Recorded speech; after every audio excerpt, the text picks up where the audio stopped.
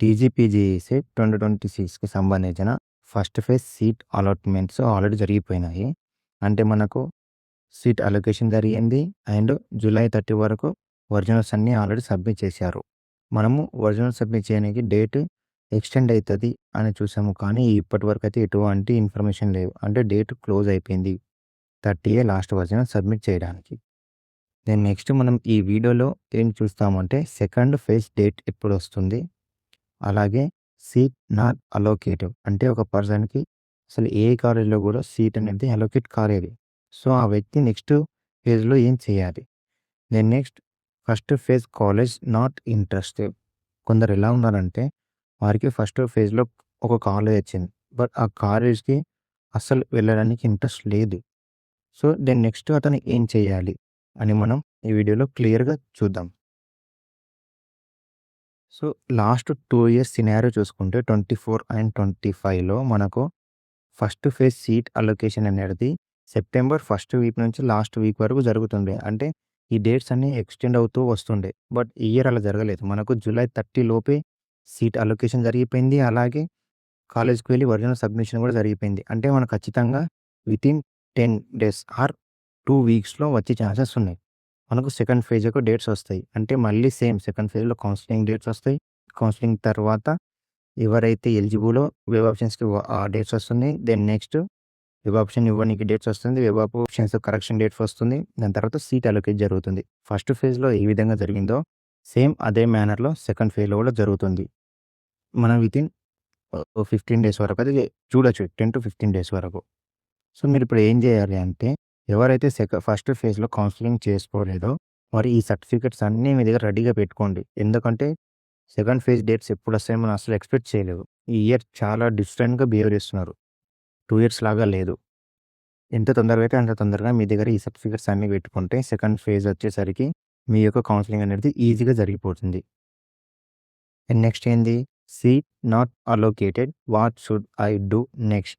అసలు మీకు ఫస్ట్ ఫేజ్‌లో సీట్ అనేది అలోకేట్ కాలేదు. సో, మీరు నెక్స్ట్ ఏం చేయాలి? ఇందులో చాలా ఫ్యాక్టర్స్ డిపెండ్ అయ్యి ఉంటాయి. ఎలా అంటే నీకొచ్చిన ర్యాంకు, మీ యొక్క కేటగిరీ, మీరు చూజ్ చేసుకున్నటువంటి specialisation and college. In case నీకు చూస్తే జేఎన్‌టీయూ అండ్ ఉస్మానియాలో టాప్ 100 ర్యాంక్ వరకు ఓపెన్ కేటగిరీలో వచ్చేస్తుంది. అండ్ 100-200 మధ్యలో బీసీ కేటగిరీ వారున్నారు. 200-400, 500 మధ్యలో ఎస్సీ, ఎస్టీ వారున్నారు. ఈడబ్ల్యూఎస్ అంటే కొన్ని సినారియోలో 1000 ర్యాంక్ వరకు కూడా వచ్చి ఉంది. అంటే మీ యొక్క ర్యాంకు, మీ యొక్క స్పెషలైజేషను, మీ కేటగిరీ అనేటివి డిసైడ్ చేస్తాయి. సో, మీరు చెక్ చేసుకోవాల్సిందేంటంటే, మీరు అసలు కాలేజ్ ఎందుకు రాలేదు? మీ యొక్క ర్యాంక్ ఏంది? మీ యొక్క కేటగిరీ ఏంది? మీరు పెట్టుకున్నటువంటి కాలేజ్‌ని ఒకసారి చెక్ జేసుకోండి. అఫీషియల్ వెబ్‌సైట్‌లో ఉంది గదా! కాలేజ్ వైస్ అలాట్‌మెంట్ అని. అందులోకి వెళ్లి మీకన్నా బెటర్ ర్యాంకర్‌కి వచ్చిందా మీరు చూజ్ చేసుకున్న కాలేజు? లేదా నెక్స్ట్ టైము నేను ఏ కాలేజ్ చూజ్ చేసుకోవాలని చెక్ చేసుకోండి ఒకసారి. చెక్ చేసుకుంటే బెటర్. ఎందుకంటే మీరు లాస్ట్ టైమ్ ఇచ్చిన కాలేజ్‌లలో రాలేదు అంటే సెకండ్ ఫేజ్‌లో గూడా వచ్చే ఛాన్స్ లేదని అర్థం. మేబీ సమ్ కండిషన్స్‌లో రావచ్చు. ఫస్ట్ ఫేజ్‌లో వచ్చిన సీట్ క్యాన్సిల్ చేసుకుంటే ఆ సీట్‌లో మీకొస్తుంది. కానీ అలా ఎవరు వదులుకోరు. ఫస్ట్ ఫేజ్‌లో ఆళ్ళు నచ్చిన మంచి కాలేజ్‌ని ఎవరు గూడా వదులుకోనికి చూడరు. మీరు చేయాల్సిన పనేందంటే మీరు ఫస్ట్ ఫేజ్‌లో ఇచ్చిన కాలేజెస్‌లో మీకు రాకపోనికి రీజన్ ఏందని చెక్ చేసుకొని నెక్స్ట్ కొన్ని కాలేజ్‌ని యాడ్ చేయండి. దెన్ నెక్స్ట్ ఏంటి? First phase college not interested. What should I do?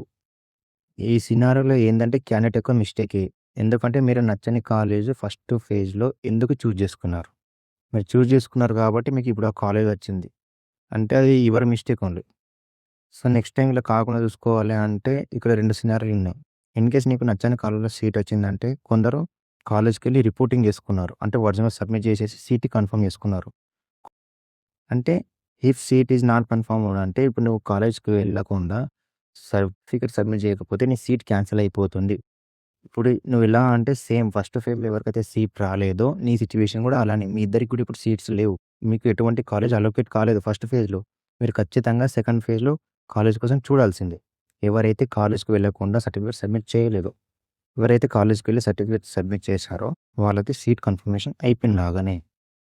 Next మీరిప్పుడు చేయాల్సిన పనేందంటే, మీరు ఫస్ట్ ఫేజ్‌లో ఏ కాలేజెస్ అయితే లిస్ట్‌లో పెట్టారో వాటిని ఒకసారి రీచెక్ జేసుకోండి. అఫీషియల్‌కి వెబ్‌సైట్‌కెళ్ళి నీ ర్యాంక్ కన్నా ముందు వారికొచ్చిందా? తర్వాత వారికొచ్చిందా? ఒకవేళ నా ర్యాంక్ 150, 100 లోపలనే కట్ ఆఫ్ అయిపోయింది. నేను చూజ్ చేసుకున్న కాలేజ్‌లో స్పెషలైజేషన్‌లో. అంటే తర్వాత కాలేజ్‌లో నేను పెట్టుకుంటే నాకొచ్చే ఛాన్స్ ఉంది. ఎలా చూడండి. ఫస్ట్ జేఎన్‌టీయూ, ఓయూ, తర్వాత సీబీఐటీ ఉంది. ఒకవేళ 100 ర్యాంక్ సీబీఐ దగ్గర కట్ అయిపోతే నీకున్న 150 ర్యాంక్‌కి ఎంజీఐటీ అయినా, వీఎన్ఆర్ విజ్ఞాన్ జ్యోతి అయినా ఇలా వచ్చే ఛాన్సెస్ ఉంటాయి. ఈ విధంగా నువ్వు టాప్ కాలేజ్‌లోనే చేయాలి అనుకుంటే టాప్ 10 ఒకవేళ నువ్వు లిస్ట్ ఇస్తే టాప్ 10 నుంచి టాప్ 20కి తీసుకెళ్ళు. అప్పుడు నీకు కాలేజ్ వచ్చే ఛాన్సెస్ ఉంది.